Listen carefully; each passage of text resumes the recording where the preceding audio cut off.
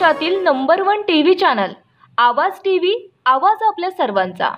नाही कुणाच्या बापाचा, घरकुल आमच्या हक्काचा, नाही कुणाच्या बापाचा, घरकुल आमच्या हक्काचा, नाही कुणाच्या बापाचा, वीर एकलव्यांचा जय हो, काका नायकांचा जय हो, जनता बिलांचा जय हो।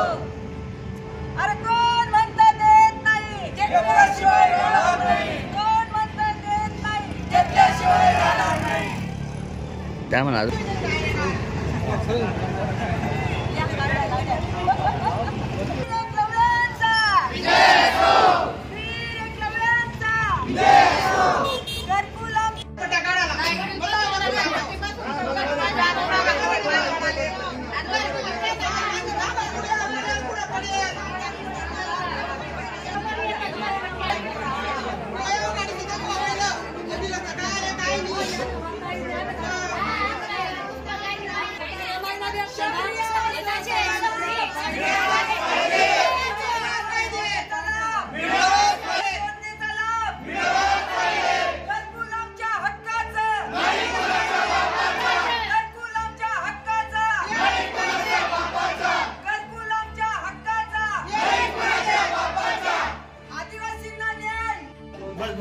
एक मिनिट इकडे बघा मॅडम।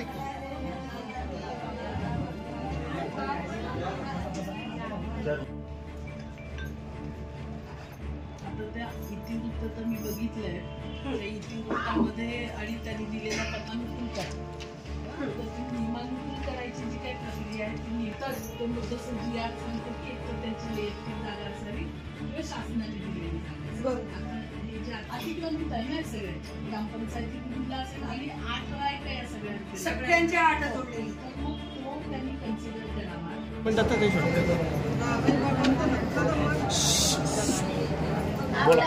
आज शहरी शबरी आवास योजनेसंदर्भात धुळे येथील आदिवासी प्रकल्प विभाग आणि धुळे महानगरपालिका या ठिकाणी आम्ही संपूर्ण लाभार्थींसमवेत निवेदन देण्यासाठी आलो आणि आम्ही निवेदन देखील दिलं।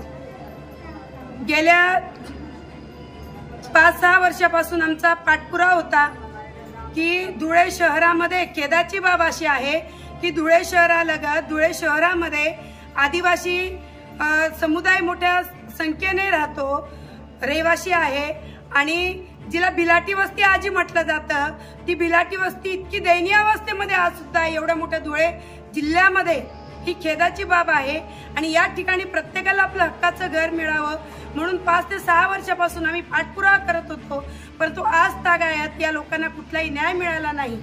आणि 11 GR झाला शहरी शबरी आवास योजनेचा 11 जानेवारी 2024 रोजीचा की ग्रामीण भागामध्ये जे शबरी आवास योजनेचे घरकुलं मिळत होती तर ते शहरीच्या लोकांनाही मिळाले पाहिजे आणि या GR नुसार आम्ही मागणी केली होती, आम्ही प्रस्ताव दाखल केलेले होते, निधी येऊन पडलेला आहे आणि तरी देखील कुठल्याही प्रकारची प्रोसेस होत नव्हती आणि म्हणून आम्ही आज निवेदन देण्यासाठी आलेलो होतो।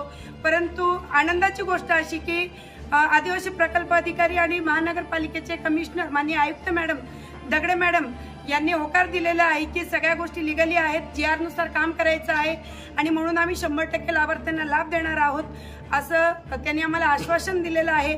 आम्ही आशा बाळगतो आणि विश्वास ठेवतो की आपण दिलेला शब्द आपण खरा ठरवाल आणि या लोकांना आपण लाभ देणार, अन्यथा आम्ही आंदोलन करणार, धरणे आंदोलन करणार आणि नुसतं आंदोलनच नाही तर कुटुंबासहित सगळ्या लाभार्थ्यांना आम्ही महानगरपालिकेच्या आवारात आणणार आणि जोपर्यंत आम्हाला स्वतःचं हक्काचं घर मिळत नाही तोपर्यंत सर्व कुटुंब महानगरपालिकेच्या आवारामध्ये राहतील एवढं मी आपल्याला सांगते आणि या होणाऱ्या परिणामास आपण स्वतः प्रशासन आपण जबाबदार राहणार एवढंच बोलते। माझ्यासोबत आपल्या वलवाड रोजच्या ताज्या घडामोडींसाठी आवाज टीव्हीला सबस्क्राईब करा आणि बेल आयकॉन प्रेस करा।